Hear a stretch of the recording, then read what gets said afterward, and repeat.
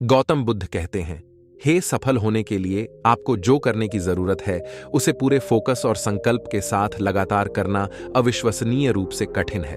और यही कारण है कि कड़ी मेहनत करने और असफलता और प्रतिकूल परिस्थितियों में सकारात्मक प्रतिक्रिया देने की क्षमता इतनी महत्वपूर्ण है। संकल्प, इच्छा शक्ति और संकल्प सफल लोगों को कड़ी मेहनत करने और अपने दीर्घकालिक लक्ष्यों पर टिके रहने में मदद करते हैं। उदाहरण के लिए, अधिकांश सफल लोग संतुष्टि में देरी करने में माहिर होते हैं। अधिकांश सफल लोग प्रलोभन का सामना करने में महान होते हैं। अधिकांश सफल लोग डर पर काबू पाने में माहिर होते हैं ताकि वे वह कर सकें जो उन्हें करना है। अधिकांश सफल लोग प्राथमिकताएं निर्धारित नहीं करते, वे वही काम करते हैं जो वे तय करते हैं कि वे सबसे महत्वपूर्ण हैं।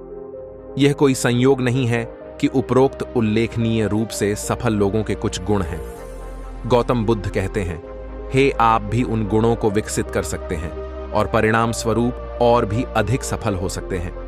नंबर 1, अपने अतीत को अपने भविष्य के बारे में सूचित करने दें और इससे अधिक कुछ नहीं। अतीत मूल्यवान है, अपनी गलतियों से सबक लें, दूसरों की गलतियों से सीखें तो फिर जाने दो।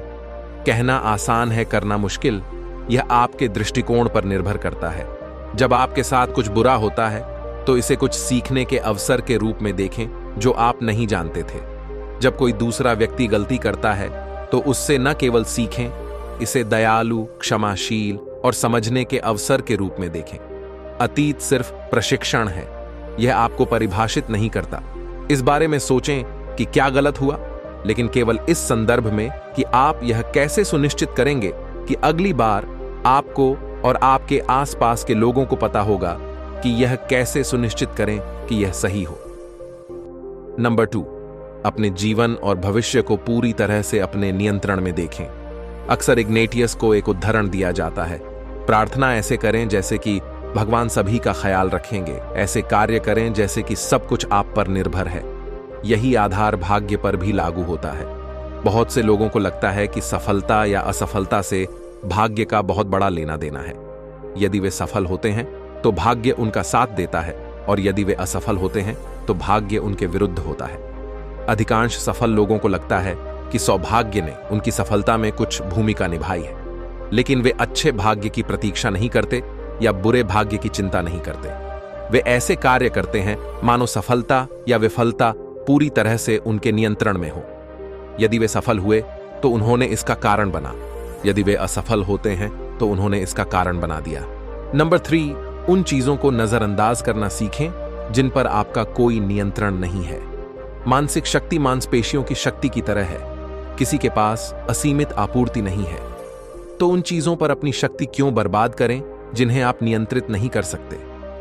कुछ लोगों के लिए यह राजनीति है, दूसरों के लिए यह परिवार है, दूसरों के लिए यह ग्लोबल वार्मिंग है। चाहे जो भी हो, आप परवाह करते हैं और आप चाहते हैं कि दूसरे भी परवाह करें। अच्छा, वह करें जो आप कर सकते हैं। मतदान करें, सुनने पर कान लगाओ, रिसाइकल करें और अपने कार्बन फुटप्रिंट को कम करें। वह करो जो तुम कर सकते हो। अपना परिवर्तन स्वयं करें, लेकिन हर किसी को बदलने का प्रयास न करें। नंबर 4, नाराज न हो बल्कि दूसरों की सफलता का जश्न मनाएं। बहुत से लोग, मैं गारंटी देता हूं कि आप कम से कम कुछ को जानते हैं, सफलता को शून्य राशि के खेल के रूप में देखते हैं। चारों ओर जाने के लिए केवल इतना ही है। जब कोई और चमकता है तो वे सोचते हैं कि इससे उनके सितारों की रोशनी कम हो जाती है। आक्रोश भारी मात्रा में मानसिक ऊर्जा को सोख लेता है। ऊर्जा को अन्यत्र लगाना बेहतर होता है। जब कोई मित्र कुछ अद्भुत करता है तो वह आपको कुछ अद्भुत करने से नहीं रोकता है। वास्तव में जहां सफलता का सवाल है, एक पंख वाले पक्षी एक साथ झुंड में आते हैं। इसलिए अपने सफल दोस्तों को और भी करीब लाएं। अद्भुतता पर नाराज मत होइए। जहां भी आप अद्भुतता पाएं, बनाएं और उसका जश्न मनाएं, और समय के साथ आप इसे अपने आप में और भी अधिक पाएंगे। नंबर 5, कभी भी शिकायत करने, आलोचना करने या रोना धोना न करें। आपके शब्दों में शक्ति है, विशेषकर आप पर। अपनी समस्याओं के बारे में रोना आपको हमेशा बुरा महसूस कराता है, बेहतर नहीं।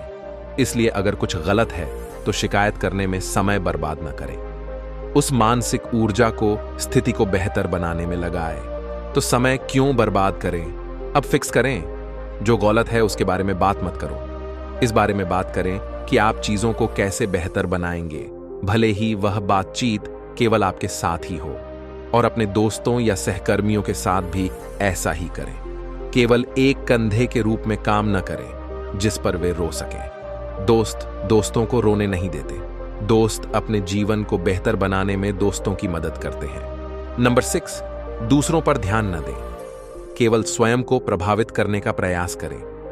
कोई भी आपको आपके कपड़ों, आपकी कार, आपकी संपत्ति, आपकी उपाधि या आपकी उपलब्धियों के लिए पसंद नहीं करता है। ये सब बातें हैं। लोगों को आपकी चीजें पसंद आ सकती हैं, लेकिन इसका मतलब यह नहीं है कि वे आपको पसंद करते हैं। निश्चित रूप से सतही तौर पर वे आपको पसंद कर सकते हैं, लेकिन जो सतही है वह भी सारहीन है, और जो रिश्ता सार पर आधारित नहीं है वह वास्तविक रिश्ता नहीं है। सच्चे रिश्ते आपको अधिक खुश करते हैं, और आप सच्चे रिश्ते तभी बना पाएंगे जब आप प्रभावित करने की कोशिश करना बंद कर देंगे और सिर्फ अपने जैसा बनने की कोशिश करना शुरू कर देंगे। और आपके पास उन लोगों पर खर्च करने के लिए बहुत अधिक मानसिक ऊर्जा होगी जो वास्तव में आपके जीवन में मायने रखते हैं। नंबर 7, लगातार अपने दीर्घकालिक लक्ष्यों पर दोबारा गौर करें। मान लीजिए कि आप एक बड़ी कंपनी बनाना चाहते हैं। जब आप मानसिक रूप से थके हुए होते हैं तो अपने सर्वश्रेष्ठ से कम करने को तर्क संगत बनाना आसान होता है। मान लीजिए कि आप अपना वजन कम करना चाहते हैं। जब आप मानसिक रूप से थके हुए होते हैं तो यह तर्क संगत बनाना आसान होता है कि आप कल से अपने खाने और व्यायाम की आदतों को बदलना शुरू कर देंगे। मान लें कि आप अपने कर्मचारियों के साथ बेहतर ढंग से जुड़ना चाहते हैं। जब आप मानसिक रूप से थके हुए होते हैं तो यह तर्क संगत बनाना आसान होता है कि आपको वास्तव में उस रिपोर्ट पर काम करने की जरूरत है। मानसिक थकान हमें आसान रास्ता अपनाने पर मजबूर कर देती है, भले ही आसान रास्ता हमें गलत रास्ते पर ले जाता है। मुख्य बात मूर्त अनुस्मारक बनाना है जो आपको आवेग के कगार से वापस खींचती है। एक मित्र के पास अपने बैंक नोट की एक प्रति उसके कंप्यूटर मॉनिटर पर एक दायित्व की निरंतर याद दिलाने के लिए टेप की गई है, जिसे उसे पूरा करना होगा।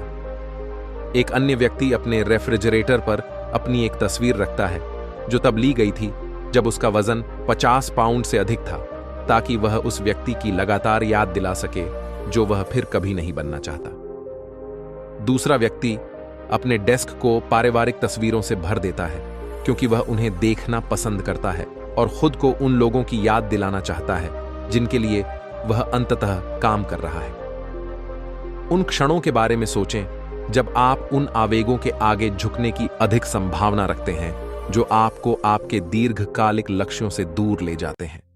फिर आवेग को बाधित करने और आपको ट्रैक पर रखने के लिए उन दीर्घकालिक लक्ष्यों के मूर्त अनुस्मारक का उपयोग करें, या इससे भी बेहतर अपने वातावरण पर दोबारा काम करें ताकि आप आवेगशील होने की अपनी क्षमता को खत्म कर सकें।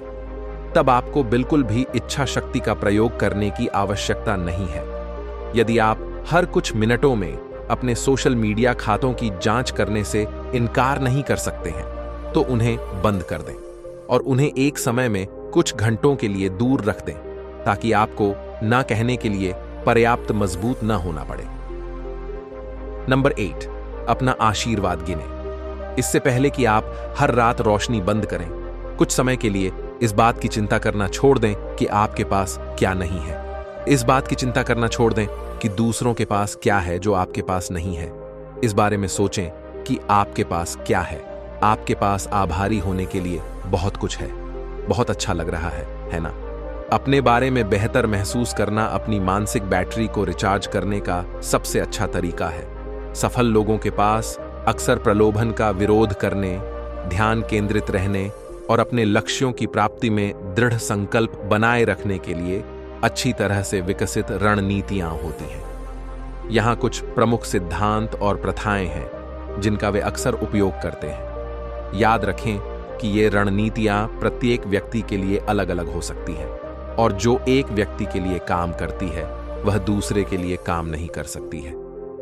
कुंजी उन तकनीकों का संयोजन ढूंढना है जो आपके अनुरूप हों और आपके लक्ष्यों व्यक्तित्व और परिस्थितियों के अनुरूप हों। समय के साथ इन आदतों और कौशलों को विकसित करने से आपको प्रलोभन का विरोध करने, ध्यान केंद्रित रहने और अपने लक्ष्यों की प्राप्ति में दृढ़ रहने में मदद मिल सकती है।